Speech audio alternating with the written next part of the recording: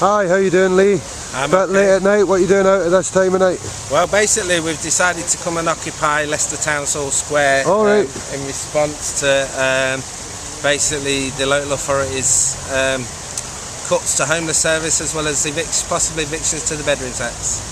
Alright, so possible evictions, who's actually been affected by this most? At the minute it's actually all across the country, and it depends on the authorities that actually want to evict anybody.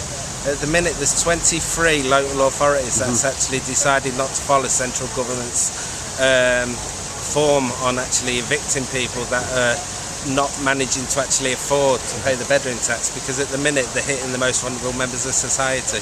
Well, you said there's 23 that are not doing that at the moment? Yeah, there's 23 local authorities at the moment that are not doing it. So what would you say to the ones that are doing it? What would you say to them? Is this part of the reason why you're here? I want to absolutely take my hat off to them, and because of them, that is also one of the other main reasons that I'm here, because at the end of the day, it shows that other people support the need to actually stop what the central government's doing.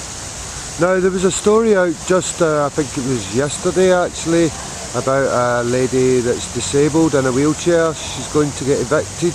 Yeah, I mean, Aberdeen City Council, I think it was. Yeah, I think it's Aberdeen. At the minute it was for roughly 238 or 78 pounds that she was in arrears, and basically they were looking at actually evicting her on that basis, you know, and this is a lady that basically can't look after themselves. There was also another one going around of a lady that actually said today she got good and bad news. The actual bad news was she actually received a letter off the local authority saying that basically there was going to take nearly £100 a week off her benefits, which means that she'd have to get rid of a disabled car. And what she was saying was the good news is she's realised that the infections come back that she's suffering from, and this was confirmed by a doctor, and apparently sort of like she's got between 2 weeks and 6 months to live, and she's seeing that as a blessing, so she's not going to have to put on her daughter anymore.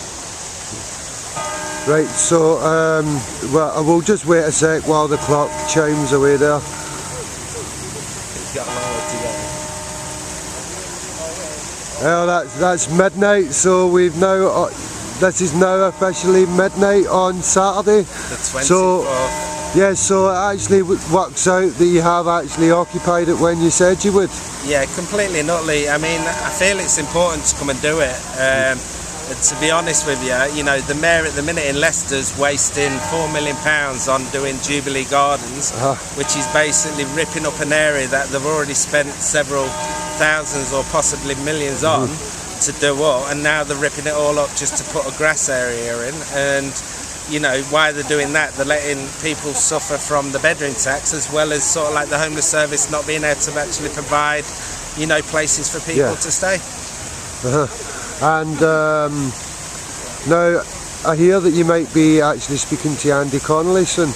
Yeah, it's 8:10 in the morning. I'm basically been invited to Radio Leicester to actually say why we're doing this and put it against them, and basically challenge the practice. And I believe that is being brought in to actually answer whatever I'm going to put across.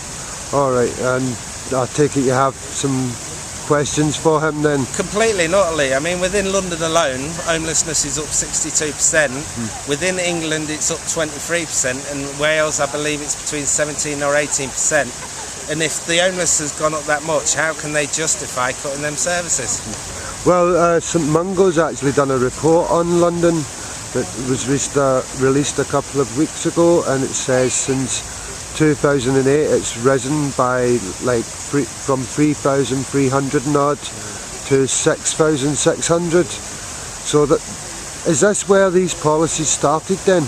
It seems like that a lot of these policies were started in the City of London, and you've just came from there. Yeah, I mean, at the minute in London there seems to be basically sort of like moving families out of London and into other areas. I was also reading a document the other day that was basically saying that landlords from other parts of the country that were willing to offer their homes or, you know, the rented accommodation for families that could actually charge London rates. So it was making it more beneficial for private landlords to kick people out to actually basically bring them in. But then if you're also looking in the sense of quotation of figures, you know, since they actually brought in the ATOS assessment, which is again another thing that's basically crucifying disabled people, you know, over 10,000 people died in a 6-week period. Admittedly, it wasn't all through actually them taking their own lives, but it was a very high amount that did. Alright, that's brilliant. Thanks very much for that, Lee. Okay, cheers and good luck.